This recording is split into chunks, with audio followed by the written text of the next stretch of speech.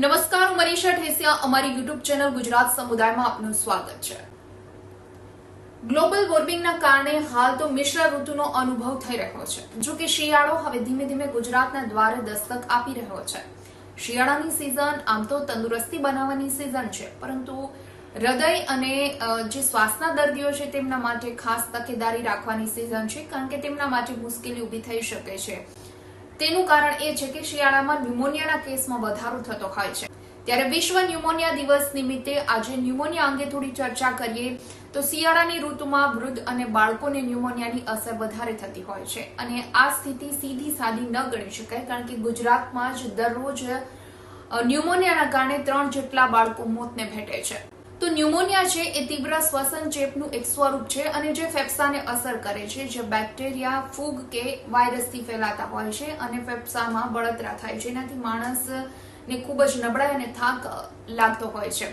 તો આ સિવાય ન્યુમોનિયામાં વ્યક્તિને તાવ, શરદી, ઉધરસ અને શ્વાસ લેવામાં તકલીફ જેવી બીમારી થતી હોય છે. જે લોકોને સ્વાસ્થ્યની વધારે ચિંતા હોય અથવા તો જેમની રોગ પ્રતિકારક શક્તિ હોય તેમના માટે આ સ્થિતિ જોખમી બની શકે છે. તો છેલ્લા 1 વર્ષમાં ન્યુમોનિયાના કેસની સમગ્ર ગુજરાતની વાત કરીએ તો ગુજરાતમાં છેલ્લા 1 વર્ષમાં 13,000 થી વધુ ન્યુમોનિયાના કેસ નોંધાયા છે, જેમાં શહેરી વિસ્તારમાં 11,700 તો ગ્રામ્ય વિસ્તારમાં 1,597 જેટલા કેસ નોંધાયા.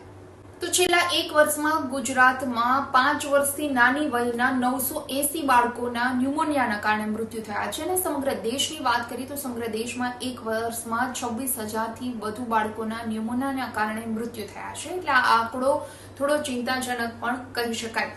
તો તજજ્ઞોના મતે ન્યુમોનિયા એવા લોકોને વધારે થતો હોય છે કે જેમને શ્વાસની તકલીફ હોય, ફેફસાની તકલીફ હોય, હૃદયની તકલીફ હોય, અથવા જેમની રોગ પ્રતિકારક શક્તિ નબળી હોય તેવા લોકોને ન્યુમોનિયા થવાના ચાન્સીસ વધારે રહેતા હોય છે. અને મોટાભાગે શિયાળામાં વૃદ્ધ લોકો કે બાળકોમાં આ સ્થિતિ વધારે ખરાબ બનતી હોય છે, અને તેનું જોખમ પણ ક્યાંક વધારે રહેતું હોય છે.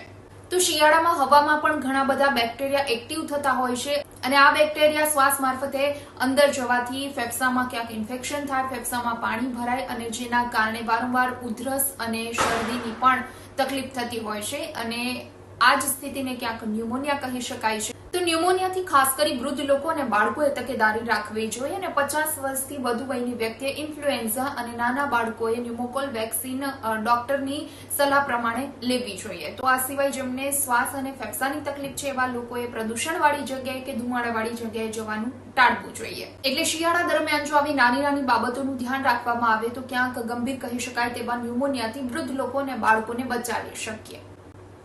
તો આ તરફ અમદાવાદમાં છેલ્લા કેટલાક દિવસથી દિવસે ગરમી અને રાત્રે ઠંડી એમ બેવડી ઋતુનો અનુભવ થઈ રહ્યો છે, અને જેના કારણે વાયરલ કેસ એટલે કે શરદી, ઉધરસ અને તાવ જેવા કેસમાં વધારો થઈ રહ્યો છે. તો અમદાવાદ મ્યુનિસિપલ કોર્પોરેશનના મેડિકલ ઓફિસરનું ક્યાં કહેવું છે કે દિવાળી બાદ વાયરલ કેસમાં સતત વધારો થઈ રહ્યો છે. અમદાવાદ શહેરના વિવિધ વોર્ડમાં 36,000 જેટલા અર્બન હેલ્થ સેન્ટર આવેલા છે, અને આ અર્બન હેલ્થ સેન્ટરમાં 1 થી 9 નવેમ્બર એટલે કે 9 દિવસ દરમિયાન મોટા પાયે વાયરલ કેસમાં સતત વધારો થઈ રહ્યો છે, અને ઓપીડીની સંખ્યામાં પણ વધારો થઈ રહ્યો છે.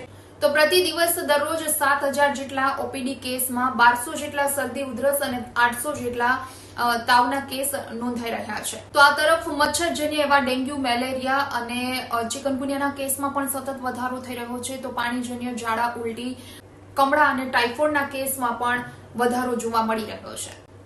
તો મહત્વનું છે કે નવેમ્બર માસમાં અમદાવાદ મ્યુનિસિપલ કોર્પોરેશન તરફથી આપવામાં આવતા પાણીના સેમ્પલમાંથી 40 સેમ્પલનો ક્લોરીન રિપોર્ટ નોર્મલ આવ્યો છે, જ્યારે 10 સેમ્પલ એવા છે કે જેને અનફિટ જાહેર કરવામાં આવ્યા છે. વિડીયો પસંદ આવ્યો હોય તો લાઇક અને શેર કરવાનું ભૂલશો નહીં, અને ખાસ અમારી ચેનલ ગુજરાત સમુદાયને આપ સબસ્ક્રાઇબ કરી લેશો. આવતીકાલે કોઈ નવા ટોપિક સાથે મળીએ.